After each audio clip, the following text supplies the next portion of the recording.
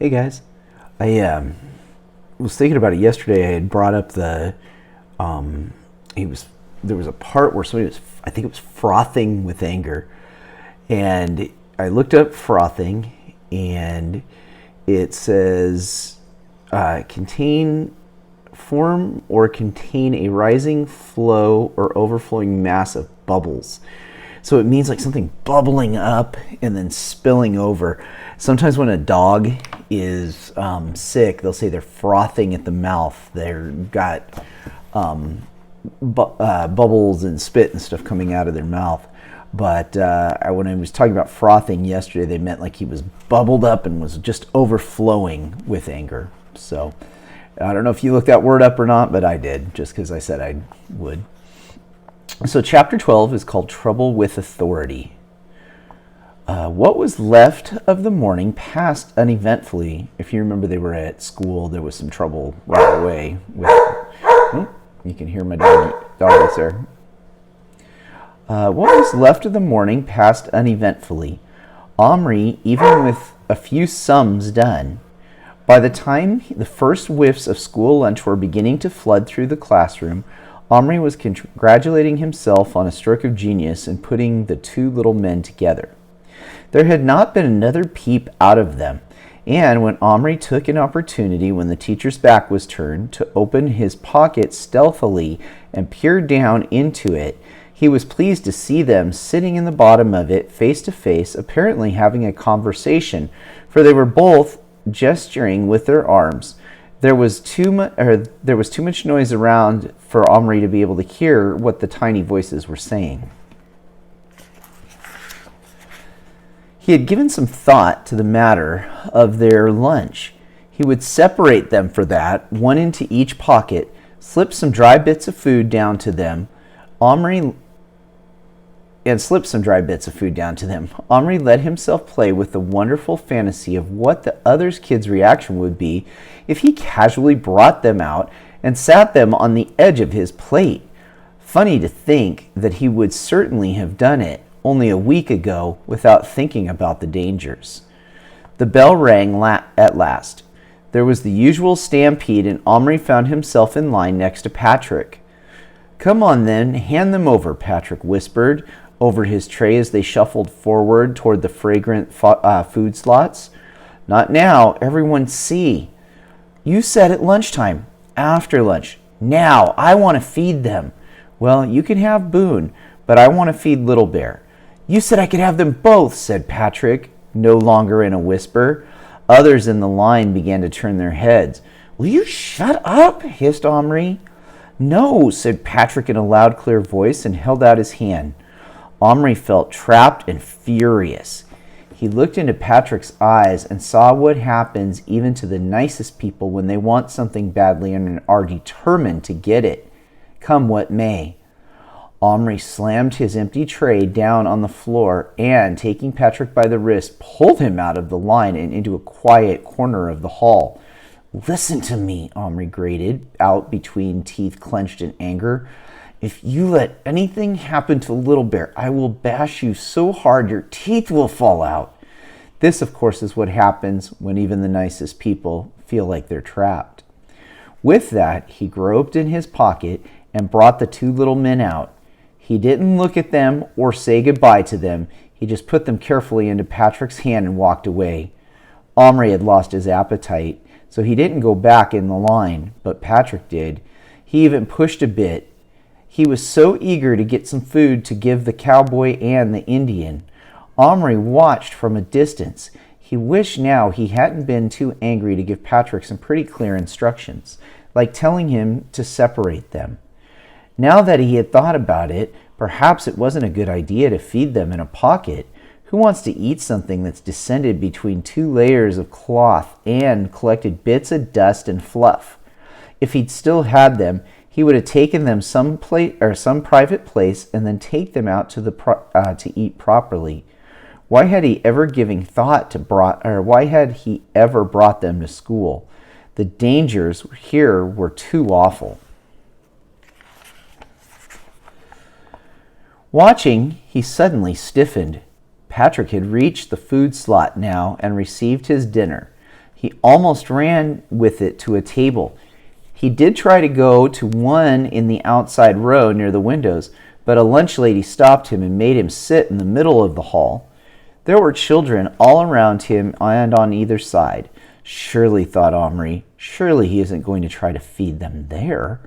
He saw Patrick take a pinch of bread and slip it into his pocket. He wasn't wearing a jacket. The men were in his jeans pocket.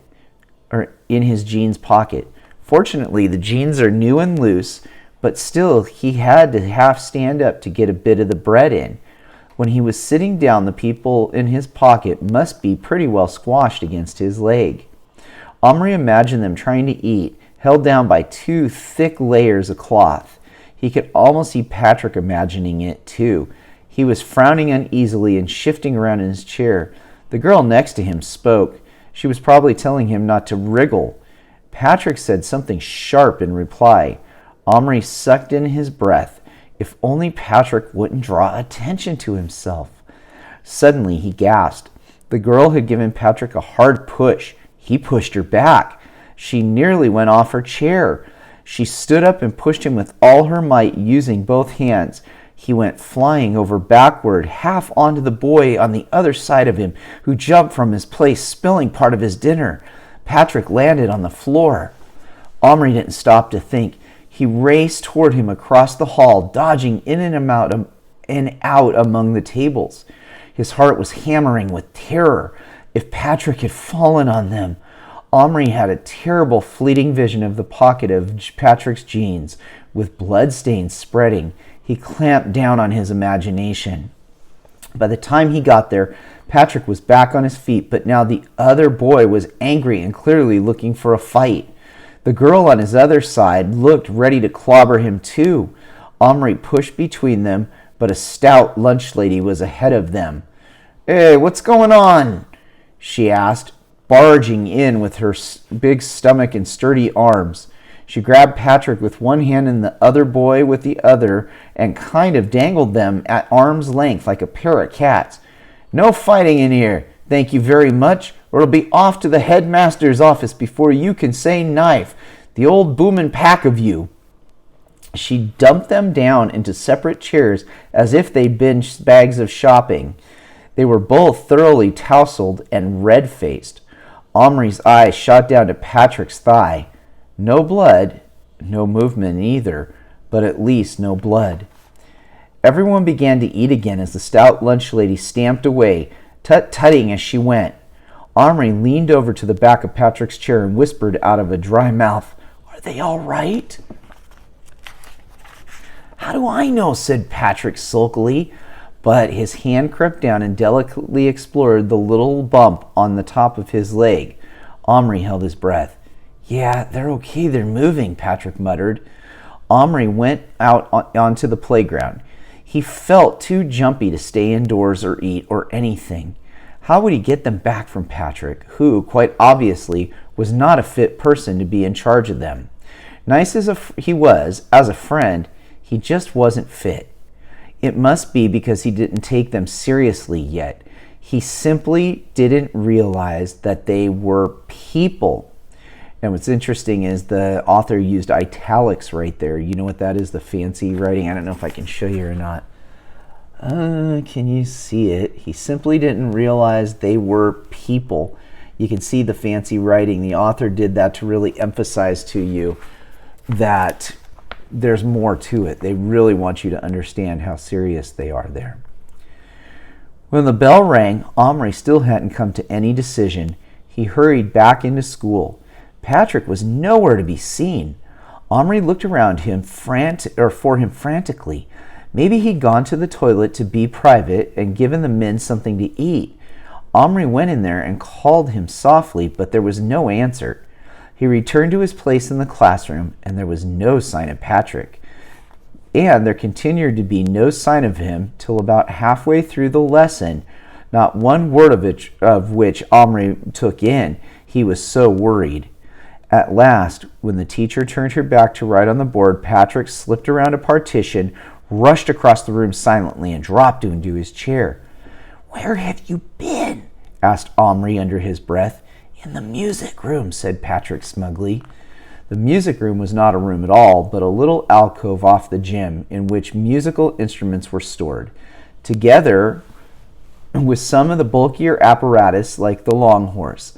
I sat under the horse and fed them, he muttered out of his mouth, only they weren't very hungry. One of the things, the long horse, I'm gonna look that up, because when he said I sat under the horse and fed them, he didn't actually sit under a horse. If I'm not mistaken, a long horse might be something that they use for gymnastics. I'm gonna check that out. I bet they weren't, said Omri. After all they'd been through. Cowboys and Indians are used to rough treatment, Patrick retorted. Anyway, I left some food in my pocket for later if they want it. It'll get all squashy. So what? Don't fuss so much. They don't mind. How do you know that they don't mind? Said Omri hotly, forgetting to whisper. The teacher turned around. Oh, so there you are, Patrick. And where have you been, may I inquire? Sorry, Miss Hilton. I didn't ask if you were sorry. I asked where you'd been. Patrick coughed and lowered his head. In the toilet, he mumbled. For nearly 20 minutes? I don't believe you. Are you telling the truth? Patrick mumbled something. Patrick, answer me, or I'll send you to the headmaster. That was the ultimate threat. The headmaster was very fierce and could make you feel only about 2 inches tall. So Patrick said, I was in the music room. That's true, and I forgot the time. And that's not true, added Omri silently. Miss Hilton was nobody's fool. She knew it too. You'd better go and see Mr. Johnson, she said. Omri, you go too, chattering away there as usual. Tell him I said you two were both disturbing the class and that I'm extremely tired of it. I don't know, maybe some of you might have heard your teacher get upset about somebody chattering away in class before. I'm going to leave off right there and get my bookmark here. Leave off right there for today. Hopefully you guys have a good afternoon.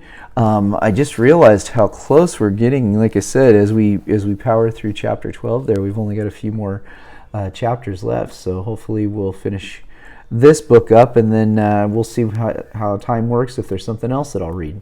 Take it easy, guys. Have a good night.